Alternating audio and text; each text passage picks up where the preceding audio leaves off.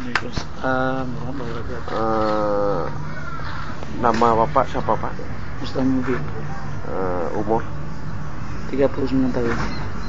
Sudah berapa lama menjadi kepala desa di Pasipinang? 5 tahun. 5 tahun ini kebetulan kalau masa jabatan udah habis nih. Tapi sampai saat ini di desa Pasipinang belum ada pemilihan.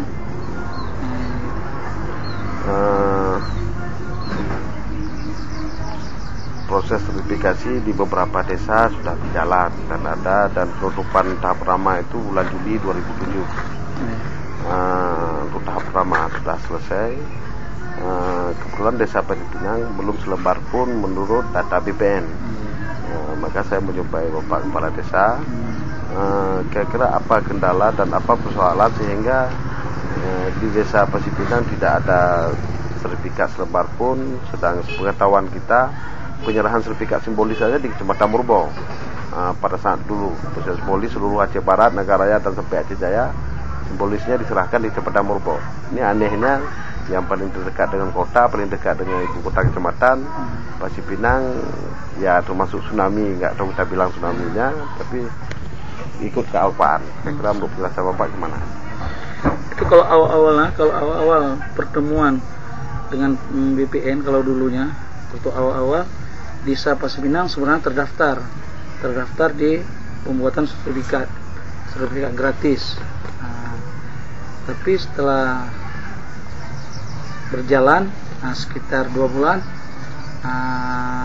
kami bersama panitia di desa, sebenarnya kalau yang di hasil keputusan dulu di kecamatan Pasipinang yang diutamakan dulu.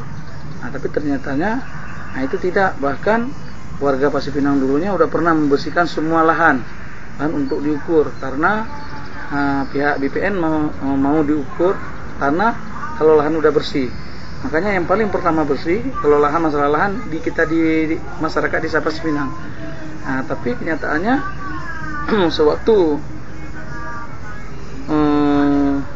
datang tim pengukuran ataupun kami menghadap ke tim pengukuran, ternyata desa-desa lain yang didahulukan.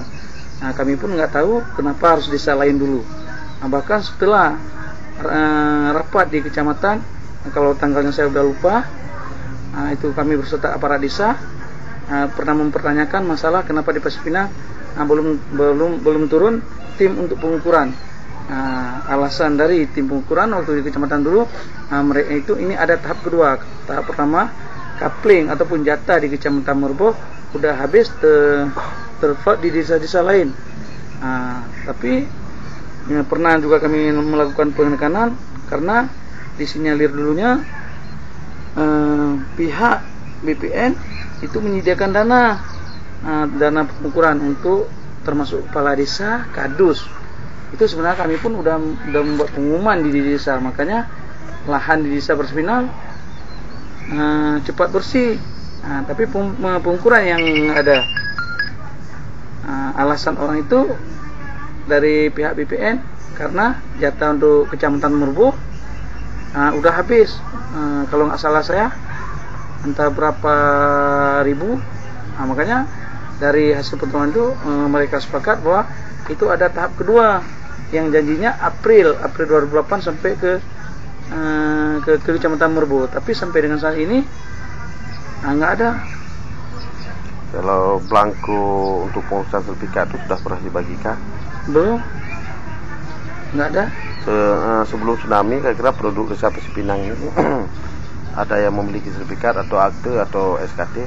Ada, rata-rata kalau dulu sertifikat ada, kebanyakan akte. Kira-kira sejauh mana dampak pengaruh antara SKT, sertifikat dan akte itu sebenarnya dalam aturan hukum yang berlaku di Pasipinang? Kalau kita di desa Pasipinang sebenarnya kalau yang paling dominan sekarang itu masalah akte, dan pun warga masyarakat sekarang umumnya udah mengurus akte itu, akte tanah, akte jual beli ataupun akte hibah. Karena kan dulunya itu memang saya larang untuk membuat akte karena ada sertifikat. Tapi nyatanya sampai sekarang nggak ada sertifikat, itu terpaksa warga sekarang mengeluarkan uang untuk bikin akte. Kenyataannya sampai sekarang pun akte untuk desa Pasipinang banyak di kantor kecamatan yang belum siap. dan pun lagi siap. Seingat saya itu kan ada relokasi menjadi penduduk Pasir Pinang yang dari Padang Serahit dulu, sehingga mereka ditempatkan di desa Pasir Pinang sebagian dan Gunung Tanjung kalau nggak salah, yang digolongkan rumah putih. Itu bagaimana proses surat menyurat mereka? Itu kalau yang untuk masalah warga Padang Serahit yang ke Pasir Pinang sebelum tsunami, itu kebetulan pihak Pemda dulunya menyediakan dana. Kalau nggak salah saya itu melalui bantuan sosial Menhankam, kalau nggak salah saya itu pokoknya yang kelola waktu itu untuk pembangunan rumah di desa Pasir Pinang, yang untuk rumah putih itu dikelola oleh Korem langsung dulunya. Termasuk di situ ada Pak Ridwan, ada anak buah Pak Ridwan, ada Kak Sapi'i. Mungkin sekarang udah jadi mayor ya kalau nggak salah. Itu dikelola langsung oleh orang itu. Mengenai tanah dulunya disediakan oleh Pemda.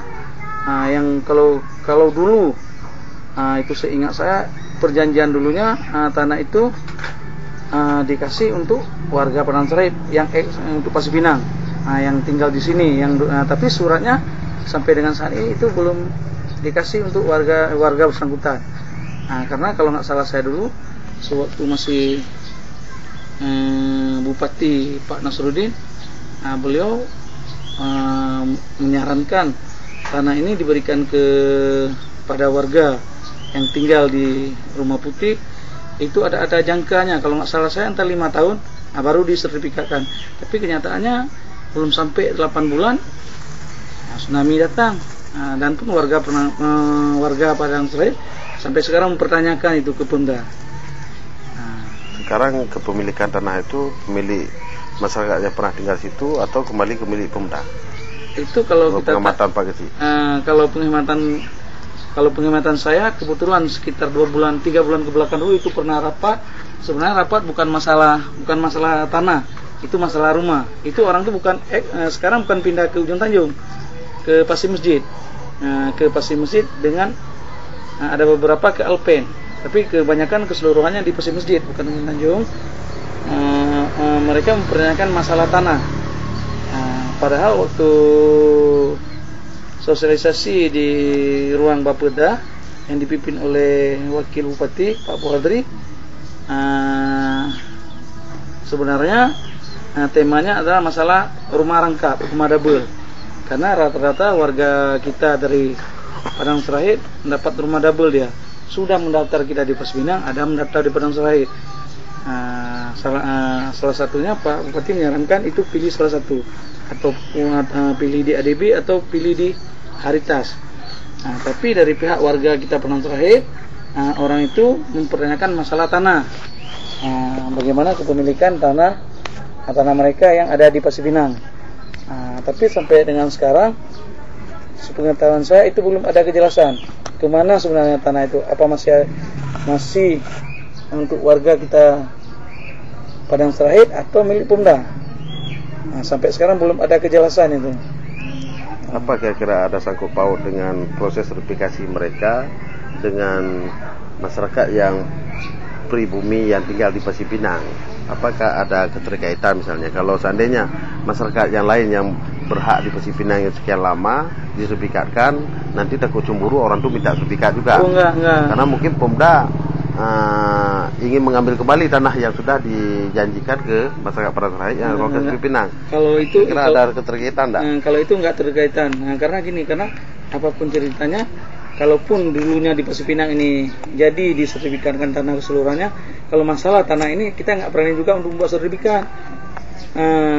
Karena kalau sepengetahuan saya, kalau ukuran yang dijanjikan oleh Bupati dulunya ukuran 20x50.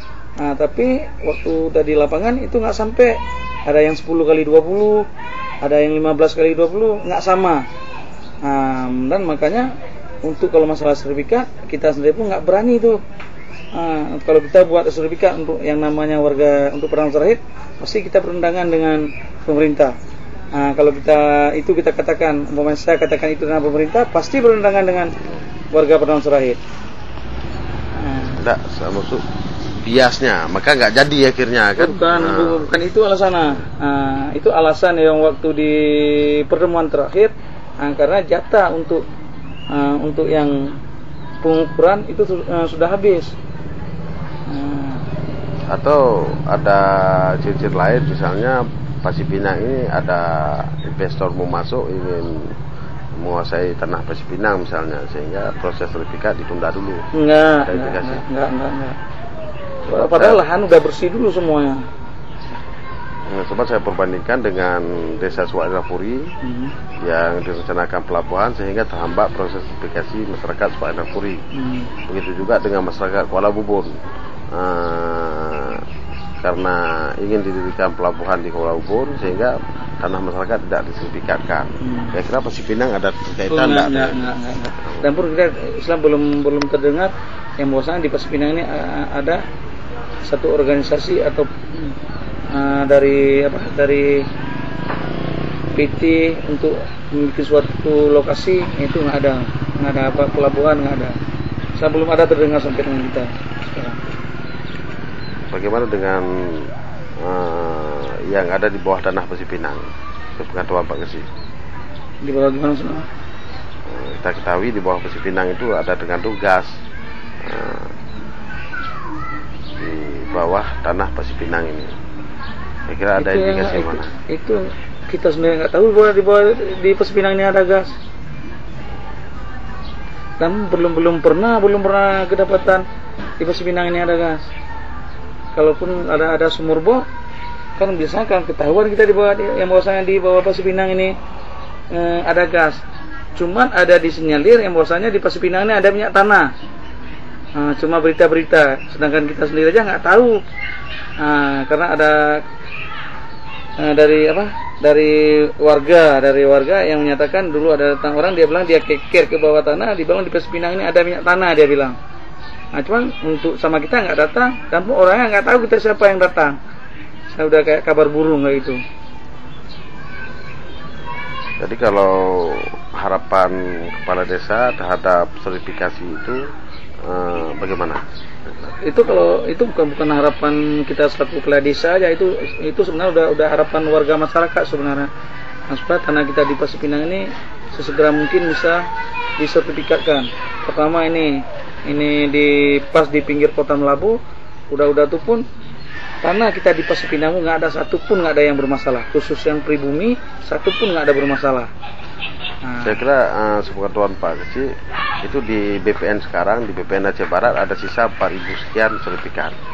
Bagaimana tanggapan Pak Gesi? Sampai sekarang pun saya nggak tahu yang ada itu. Kalaupun ada, itu saya sendiri pun terpaksa datang ke sana tuh. Kalau ada pun, kalau bisa minta bantuan, itu kalau ada ya sekitar 4.000 itu bisa disisihkan untuk Pasir Pinang. Karena paling kalah Pasir Pinang ini nggak banyak, lebih kurang sekitar 220 kapling tanah. Di Pasir Pinang lebih kurang. Kayak gitu. Karena dulunya warga udah pernah mendaftar, makanya lahan kita dulunya udah bersih semua, udah bersih lahan, udah kayak kerja cash flow dulunya, karena udah ada pengukuran sertifikat. Oke, terima kasih atas informasi Pak.